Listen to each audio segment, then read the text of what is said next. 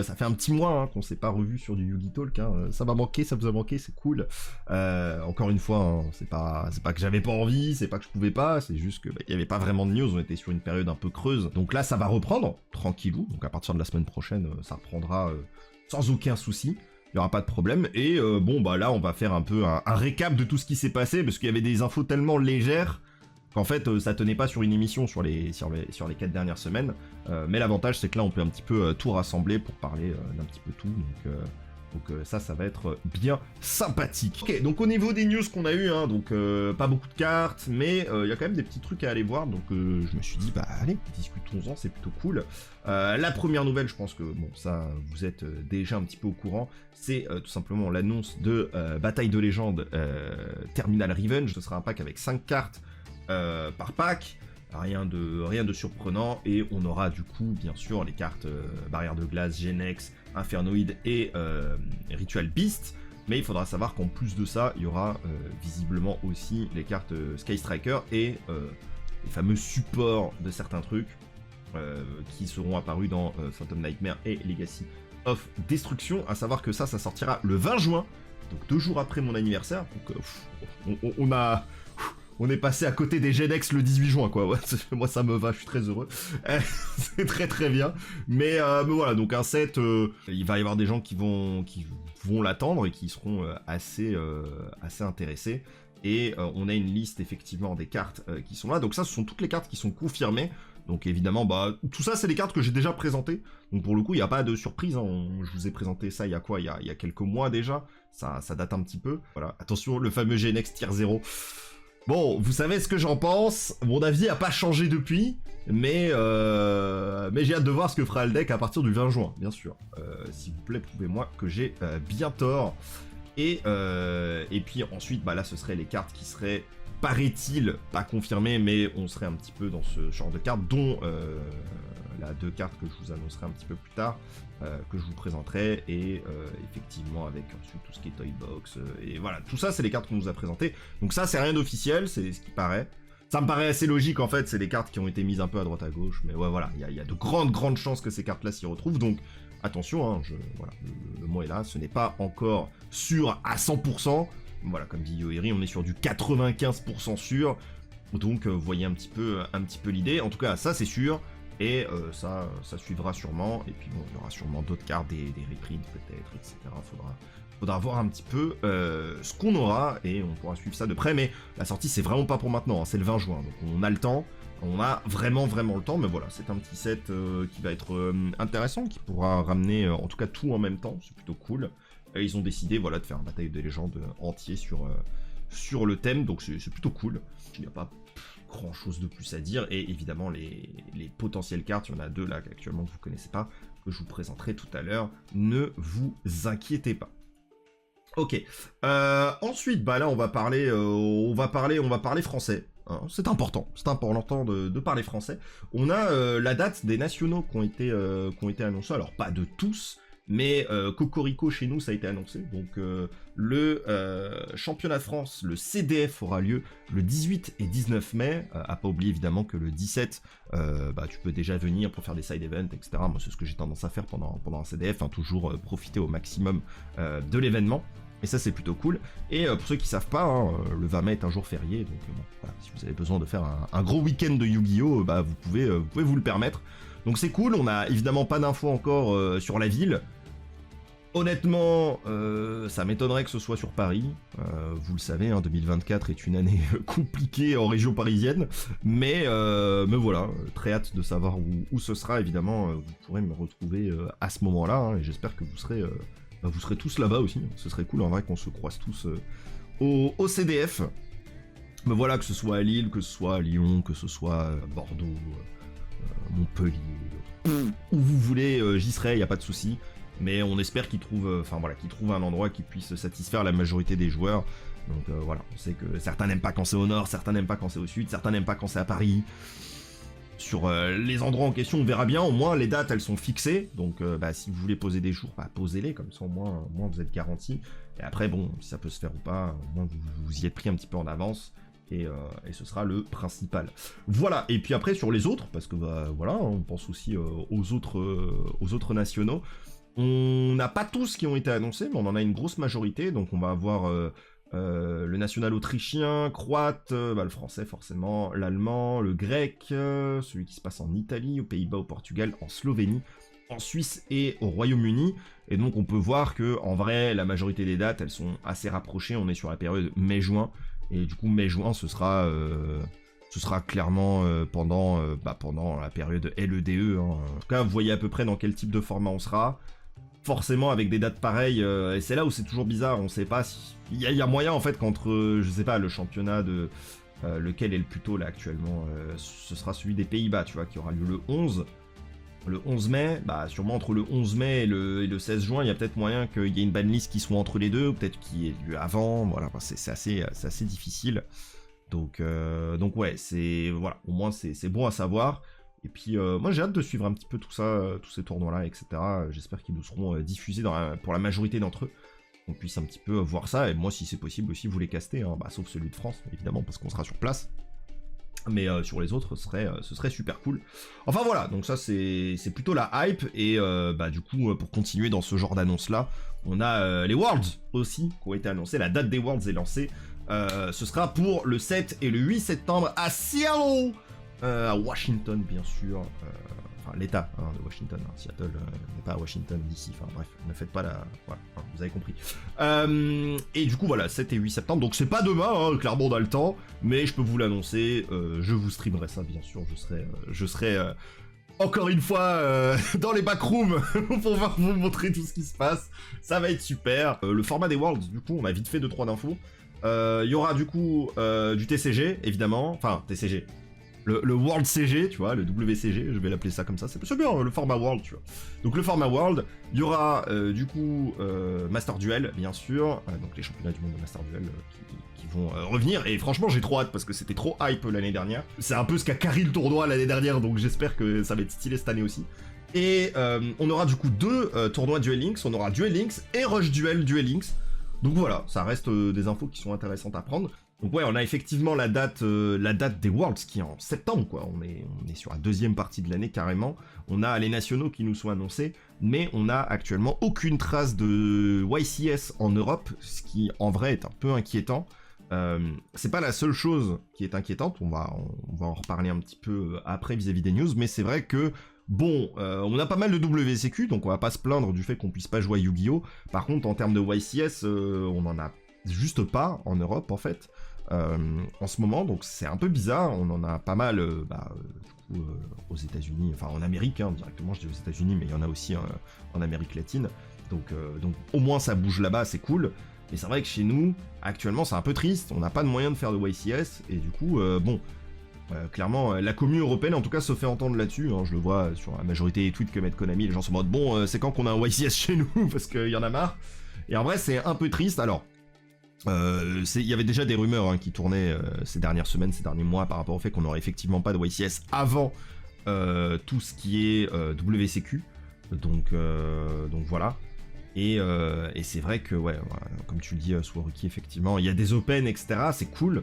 Mais c'est vrai que voilà, la gestion des tournois actuellement est assez étrange. Il y a aussi des rumeurs qui diraient que bon, c'est parce que Konami n'a pas vraiment de budget, ou soit il n'en a pas, soit il veut pas mettre de budget sur les tournois cette année. J'ai pas de réponse, je vais pas vous donner de raison exacte, alors que en vrai j'en ai pas vraiment. Moi, je m'arrête sur les faits, on n'a pas de YCS annoncé en Europe, c'est tout. On va s'arrêter là-dessus, c'est déjà pas mal. C'est assez drôle que ça arrive actuellement dans le format feu, le fameux format qui est inaccessible financièrement pour beaucoup de gens. Et c'est très bizarre du coup de voir ce truc là. Je pense pas que ce soit particulièrement corrélé. C'est assez drôle en vrai de voir ça. Je dis bon, c'est marrant. Donc voilà, si jamais vous vouliez dépenser un petit loyer pour pouvoir vous amuser avec un certain deck méta, réfléchissez-y à 2 fois, parce que peut-être que juste voilà, si votre objectif c'est de faire des YCS, faudra peut-être aussi prendre des billets d'avion pour aller très loin. Et bon, si c'est pas votre objectif, peut-être voilà, hein, pour l'instant, se calmer un petit peu sur le jeu et juste profiter des WCQ et des petits tournois ou des Open, hein, quand il y en a en tout cas. Et puis voilà, vous préparez aussi pour le CDF, mais bon, ça vient petit à petit. On va continuer là-dedans. On a eu la Gamma Expo qui a eu lieu il y a pas si longtemps. Voilà. Et lors de cette Gamma Expo, on a pu avoir quelques petites, voilà, des petits insights, des petits trucs qui ont été exposés par Konami. Donc ça a eu lieu du coup aux États-Unis. Hein. Je sais pas où exactement, mais je sais que ça a eu lieu là-bas. Et donc là, ils nous mettent en avant du coup Midterm Destruction, qui sera le prochain pack de Speed Duel. Je sais, tout le monde s'en fout du Speed Duel, on est deux, y a pas de problème, et je fais pas partie des deux, voilà, qu'on soit bien d'accord. Mais je trouvais ça intéressant d'en parler quand même. Pour le coup, c'est plus ou moins confirmé que Midterm Destruction ne sortira pas en Europe. Et du coup, ça rejoint un petit peu la conversation qu'on a juste avant de qu'est-ce qui se passe. On n'a pas de tournoi chez nous, enfin, pas de tournoi, vous m'avez compris, pas de gros tournois, donc pas de YCS et autres qui sont organisés en Europe.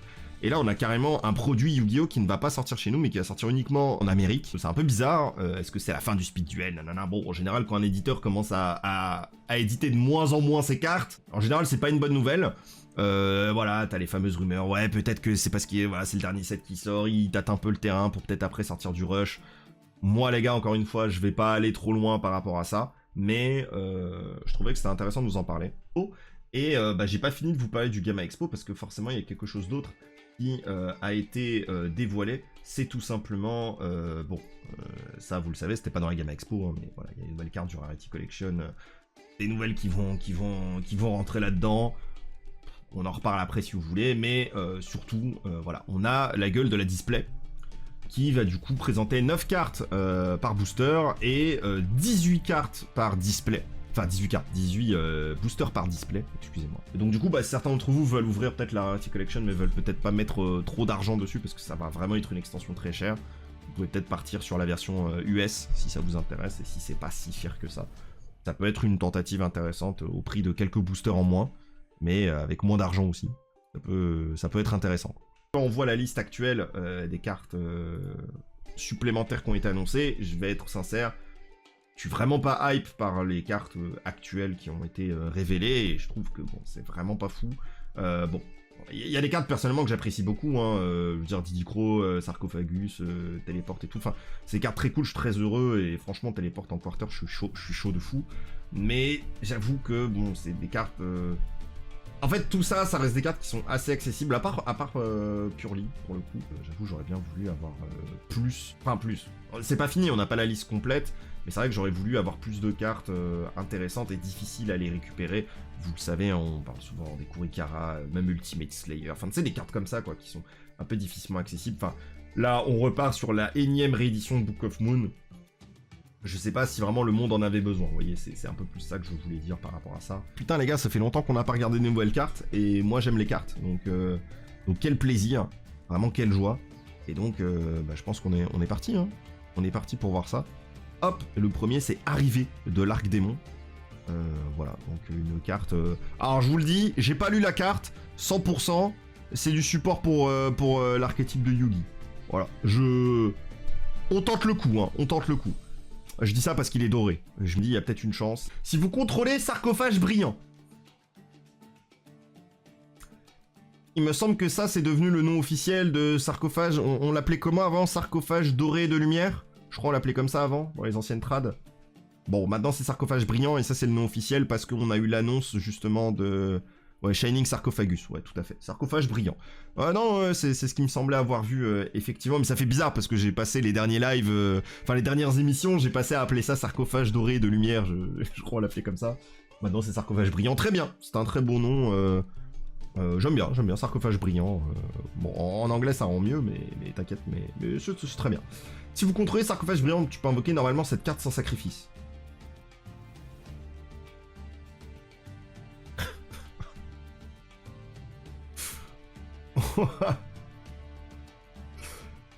Ah ouais. Waouh. Ah ça commence mal, hein. Ok. Non mais on sait pas, peut-être si ça a peut-être fait une dinguerie quand il est énorme. Cette carte est énorme ou spé. Bon, moi il a un effet quand il est spé, merci. Vous pouvez cibler un monstre contrôlé par votre adversaire, prenez-en le contrôle jusqu'à la end phase. C'est... Ouais, ça... Mais si vous ne contrôlez pas Sarcophage Brillant à l'activation, le monstre ne peut pas attaquer tant que vous le contrôlez.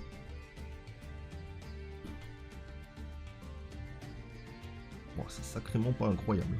Ok. Tu ne peux utiliser cet effet... Et il fait que ça? Et les autres monstres que tu contrôles gagnent 500 d'attaque durant ton tour uniquement. Mais frérot, il faut le norme. Tes monstres, ils gagnent de l'attaque que pendant ton tour. Ça sert à rien. C'est trop nul. En fait, les gars, pourquoi je jouerais ça si je peux jouer changement de cœur? Je sais pas, genre, c'est... Juste comme ça, hein, genre, moi je vous dis ça, mais... Waouh. Waouh, c'est sacrément naze, hein. C'est vrai qu'il est joli, Treb, j'avoue, l'art est stylé. Moi, là-bas, j'étais hype, hein, je me suis dit, bon, il y a 3 cartes, ça se trouve, il y en a 2 ou 3, ça se trouve, elles sont toutes bien, et du coup, on peut en parler pendant une demi-heure. Ça tombe bien, elle est nulle à yesh. Du coup, il y a vraiment rien à dire. Mais quel plaisir. Quelle joie. C'est super. Oh, je suis très heureux, hein, vraiment. Ah, franchement, on a attendu un mois pour ça, ça fait plaisir. Hein. C'est le genre de carte, je pense même pas tu la joues x1 dans ton deck. Genre, peut-être je me trompe, je sais pas, hein, mais... Vraiment, l'archétype de Yugi, là... Ouais, il pue du fiac un peu. Hein. Bon, on va parler d'une autre carte, qui, elle, je pense, a fait un peu plus parler. Je sais pas ce qu'elle fait. Voilà, c'est juste qu'il y a Fantôme de Yubel. Je me dis, il y a un monde... Voilà, Yubel, les gens ont compris, on peut faire des trucs avec Unchained, avec Yubel, il y a une bonne base, le deck fonctionne bien, c'est un joli rogue, les prix ont monté. Force à ceux qui pouvaient pas se prendre Yubel direct. Je sais pas ce que fait la carte, j'ai pas lu. Donc, on va voir ça ensemble. Ok. Fantôme de Yubel, donc qui est niveau 10, hein, j'ai pas besoin de... Oh non, il est pas niveau 10, il est niveau 9, ça. J'ai capté tout de suite que c'était pas 10. J'ai dit 10 par réflexe, et après je fais, non, il est 9. Démon, fusion, effet classique, pas d'attaque, pas de défense. Enfin bref, c'est Yubel, quoi. Un monstre Yubel plus un monstre démon avec 0 attaque défense. Ok, donc pour l'instant... Bon, pour un archétype qui, souvent on en parle un peu, le côté super poli, machin, truc, bon, tu devrais pas trop être inquiet de te faire super poli pour Fantôme de Yubel. Mais bon, il y en a un autre qui existe déjà, donc c'est déjà pas mal, je vais pas te mentir. Ok. Non utilisable comme matériel fusion. Ah! Ça, en vrai, on s'en rend pas compte, mais c'est vraiment une phrase de zinzin. Hein. Ça, c'est tellement fort, je trouve. Que du coup, bah, tu peux pas le super poli. Enfin bon, ni toi, mais l'adversaire peut pas te super poli. Donc c'est pas dégueu. Uniquement invocable spécialement depuis votre extra deck. Uniquement. D'accord. En mélangeant les cartes ci-dessus depuis votre main, terrain et ou cimetière dans le deck extra deck. Mais c'est une zinzinerie. Attends, depuis ta main aussi. Ah, c'est majestueux comme truc. Ok. Oh, la condition d'invocation, elle est fantastique. Maintenant, ça remélange dans le deck, donc je trouve en vrai ça reste équilibré. Le et ouf fait giga plaisir. Ah ouais, il fait... il met bien. Ouais, en plus, t'as pas de restriction derrière, genre t'es pas... Ok. Non, c'est impressionnant. Par contre, en vrai, si tu le fais depuis ta main, ok, ça débrique tes mains et tout, mais pour l'instant, on reste quand même sur une carte qui te fait du moins si tu commences avec ça, parce que t'as une main de merde, tu vois. Donc, j'aime bien, je trouve c'est fort, et en même temps, je trouve c'est fair, parce que ça reste assez restrictif par rapport à l'archétype. C'est que depuis ta partie du terrain, tu peux pas l'invoquer par fusion autrement. Donc ils ont même fait attention, je sais pas, à des possibilités, pourquoi pas d'utiliser le board adverse pour faire des fusions, ils ont dit non. J'aime bien, hein, pour l'instant, sur la condition d'invocation, j'aime bien. Par contre, moi, ce qui m'inquiète, c'est que du coup, il a plus que 3 lignes, et ça doit être qu'un seul effet, je suppose. Donc on va voir. Parce que votre adversaire active un effet de monstre. Effet rapide. Vous pouvez sacrifier cette carte. L'effet devient, votre adversaire détruit un monstre Yubel dans sa main, deck ou terrain. Quoi? Wesh. Pardon? Bah oui, pourquoi pas, tu veux Madaron aussi peut-être, hein, y a peut-être moyen. Bah en fait ok ouais, ça c'est le genre de carte, après on dit ouais Yu-Gi-Oh y a trop de texte, frérot t'as pas besoin de trop de texte, tu fais une ligne, y'a les broken, c'est fini. T'as besoin de rien d'autre. Sacrifier en cost, elle est plus là. Ça change l'effet, donc ça me fait penser à la fusion Grapha qui transforme le texte. Bah y a pas grand chose à dire dessus en fait, la carte est monstrueuse. Je comprends du coup pourquoi l'autre Yubel a quadruplé, quintuplé, sextuplé de prix, parce que la carte est absolument broken. Et invocation inhérente qui te protège des end-traps. Le même plus qui te protège des end-traps quoi, ça reste une... Enfin les gars, on se dit ce qu'on veut, mais ça reste une negate hein. C'est une negate qui est un starter. On est bien. Vraiment, on est bien. Hein. Franchement, c'est pas mal. Honnêtement, moi, j'en ai connu des cartes qui sont pas très fortes, mais alors celle-là, elle en fait pas partie. Hein. En fait, là, le seul stop à Fantôme, c'est Imperm, en fait. Tu fais Imperm, et c'est tout. En fait, là, je pense que Yubel, c'est le genre de carte qui va... Honnêtement, j'ai du mal à croire qu'avec une carte comme ça, Yubel puisse pas faire quelque chose. Alors, peut-être pas le deck pur en lui-même, mais qu'on me fasse pas croire que des variantes démons puissent pas exister. Je pense souvent à Enchain, je suis désolé les gars, mais bon, la mécanique fonctionne quand même bien avec, je trouve. Notamment avec le terrain, etc. Mais oui, enfin des RNM aussi, mais je veux dire, même pendant le tour adverse, si le mec veut se mettre en place, et Veiler, bah Veiler marchera pas. Tu fais Veiler, Fantôme, il se barre, il est plus sur le board, et ça trigger son effet en fait. Enfin, tu peux trigger en effet rapide son effet si tu fais Veiler. Donc non, c'est justement Imperm qu'il faudra faire, parce que Imperm fait que bah, c'est pas un effet de monstre, donc il peut pas chaîne en fait. Unchained, il dit ouais, c'est ça, hein, ça va être les decks démons bien installés, qui pourront bien faire leur truc. Franchement, ouais, j'ai du mal à voir cette carte ne pas bouleverser un petit peu ce qui existe. Mais ouais, non, honnêtement, je suis assez surpris. Genre, je m'attendais vraiment pas à ce qu'il crée une carte comme ça pour Yubel. Hein. C'est vraiment très fort. Vraiment, c'est violent de fou. En fait, ce qui me choque, c'est la facilité d'invocation. Bon, pas destructible au combat, tu reçois pas de dégâts. Ouais, vas-y, on s'en fout. Enfin, c'est la mécanique de Yubel. Ce qui fait qu'en vrai... Enfin, tu sais, en vrai, je dis on s'en fout un peu, mais en vrai, c'est complexe parce que... En fait, tu peux juste pas utiliser de monstre pour gérer la carte. Genre, à part... Enfin, non, tu peux pas gérer... Enfin, tu peux pas utiliser un monstre pour gérer Yubel, c'est pas possible, parce qu'il est pas passable au combat, et si jamais tu veux le passer par un effet, Yubel va se barrer lui-même. Pour, en fait, il se sacrifie, et il va activer l'effet de se mettre bien. Par contre, voilà, est-ce que le deck aura des moyens de la recycler? Parce que, bah, du coup, c'est une carte qui pourra pas se réinvoquer du cimetière non plus. Donc ça, c'est intéressant. Mais non, mais c'est une carte, voilà, comme je vous ai dit, c'est une carte qui va être forcément très solide et qui pourra faire que du bien au deck, quoi. C'est une dinguerie. Et tout à fait, hein, le terrain Yubel est une dinguerie, et le démon aussi, hein, c'était vraiment deux très très bonnes cartes. Donc avoir ça plus le fantôme, ouais, j'avoue, c'est vraiment un deck, honnêtement, je vais peut-être commencer à m'y intéresser, hein, parce que c'est vraiment un deck cool, genre vraiment très très cool. Pour le coup, c'est du vrai support et le deck commence à avoir une vraie identité forte et tout. Donc moi, j'aime bien, hein. Je trouve ça très très cool. Et la carte est pas invincible, comme je vous ai dit, n'importe quel MP gère le monstre, donc c'est top. Bah, en fait, je trouve que la carte est assez équilibrée tout en étant broken. Et en vrai, c'est cool. Il y a vraiment le côté custom card. Je vous assure que si c'était une custom card, ce serait pas ça l'effet. Ce serait beaucoup plus broken que ça. Bon, on va finir avec la dernière carte, hein, qui a été annoncée là, il y a pas longtemps. Il s'agit de Dragon Rouage Ancien. Bon, qui est une exclue V-Jump. Je vais pas te mentir que j'ai pas lu la carte, mais ça sent l'arrivée de l'arc démon, tu vois, ça sent la carte un peu similaire en termes de power level. On va voir, parce que l'artwork est stylé. Mais voilà. Hein, actuellement, c'est celle qui a l'artwork le moins stylé qui est la plus forte. Donc, ok, on va voir un peu. Non invocable spécialement.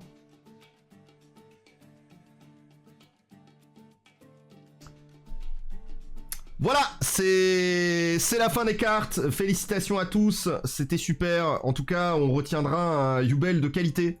Très bonne carte, très solide, vraiment très forte. Wow.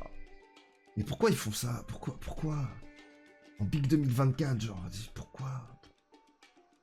Si tu contrôles aucun monstre, tu peux uniquement des monstres terre machine, tu peux la norme. Wow, trop bien. Sans sacrifice, waouh, vraiment. Avec ces stats là, frérot, je te jure, elle aurait pu être level 4 et elle serait quand même nulle à chier, genre, vraiment. Elle aurait pu avoir 500 d'attaque, 2500 de défense non invocable spécialement, tu peux... Et elle serait niveau 4 et elle serait quand même gaze, quoi. Bon, bref. Ok, bon, continuons. Lorsqu'un adversaire active une carte magie piège ou un effet de magie piège. Effet rapide, tu peux envoyer un monstre machine depuis votre main au terrain face recto ou un golem rouage ancien depuis votre deck au cimetière. Annulez l'effet. En fait, le fait que cette carte ait 500 d'attaque, c'est une vanne, genre vraiment. Je vous assure, ce qui va se passer, c'est juste... ça affronte Snake Eye ou n'importe quel deck qui peut jouer des MP. T'inquiète, ça va jouer des monstres, puis après ça va passer en battle, ça va taper ce truc-là avec n'importe quelle carte, et puis après c'est gagné. Voilà, je pense vraiment que c'est une carte très mauvaise pour un deck qui malheureusement n'est pas fou. Si tu enlevais le non invocable spécialement, et le fait qu'il se space et pas norme sans sacrifice parce qu'on s'en fout, en vrai, ce serait top. Et juste à la limite, derrière, tu mets une lock machine, tu vois, si tu veux équilibrer. Mais pas non invocable spécialement, c'est naze. Ouais, fais un truc, si cette carte est invoquée spécialement, tu peux pas invoquer d'autres monstres ce tour sauf des machines. Voilà. Cool. Comme ça, il va forcément rentrer que dans des... Enfin, je sais pas, c'est pas compliqué hein, de rendre une carte un peu meilleure. Hein. Et allez, vas-y, c'est bon, tu pouvais... Bon, après, en vrai, ça envoie n'importe quelle machine depuis ta main ou ton terrain face recto au cimetière. J'avoue qu'il s'est envoyé... C'est vrai que ça envoie pas juste un rouage ancien, tu vois. Donc, l'Ancient Gear, c'est utile de péter CMP. Bah ouais, mais ça pète pas la MP, en fait, ça negate, c'est tout. Donc il aurait fallu que tu puisses negate ta propre carte, mais en plus tu puisses la détruire. Ça negate, ça détruit pas, hein, ça negate juste l'effet. Je vous dis, c'est vraiment pas... C'est pas fifou, hein. Ça se débarrasse même pas de la carte que tu negates, quoi, donc... Voilà, c'est... Pas... Voilà, dans mon livre, c'est pas une carte de fou, quoi. Tout le support rouage ancien qui ont été annoncés, vraiment gaze. Ouais, en fait, le truc, c'est que c'est un peu ce que je vous avais dit sur le support de base. Et encore, je crois que, vu que c'était sorti en même temps que Seigneur Lumière, dans la vidéo YouTube, il y a même pas toute la période Dragon Rouage, enfin, toute la période rouage ancien, parce que sinon la vidéo était trop longue. Et je l'avais pas présenté sur YouTube, mais bon, en live, on l'avait fait. Je sais plus c'était quel épisode, mais bon, c'est dispo sur Twitch, hein, pour ceux qui veulent vraiment voir un petit peu ce que j'ai dit sur rouage ancien. Mais en fait, ça suit toujours la logique de... Bah, y en a pas, quoi. Enfin, le deck a... C'est pas où il veut aller. Un peu nulle part. Même Poplar le détruit, mais oui. Ça n'a pas de sens. Enfin, tout le monde détruit cette carte, quoi. Enfin, c'est un peu gaze, hein, vraiment. C'est vraiment pas bon. Genre, vraiment, c'est pas une bonne carte. Et je pense que aujourd'hui, si tu veux faire des cartes qui ne sont pas invocables spécialement, ou qui ont des trucs quand ils sont invocables par sacrifice, faut que derrière t'aies une mécanique solide autour de la norme, en fait. Tu peux pas juste... Enfin... Tu peux pas juste faire ça, quoi. C'est trop mauvais, tu vois. En vrai, les news sont pas très bonnes, hein. Je vais être honnête avec vous. On est un peu en mode, bon... On espère qu'Info pourra... Voilà, hein, normalement, d'ici semaine prochaine, on devrait avoir des infos supplémentaires sur Infinite Forbidden. News légère, mais... Voilà, comme je l'ai dit, t'inquiète, le jeu revient tranquillou. On reprend un rythme où les news vont retomber un peu plus régulièrement. Donc je suis sûr qu'on aura des dingueries qui tomberont dans les prochaines semaines. Pas de panique là-dessus.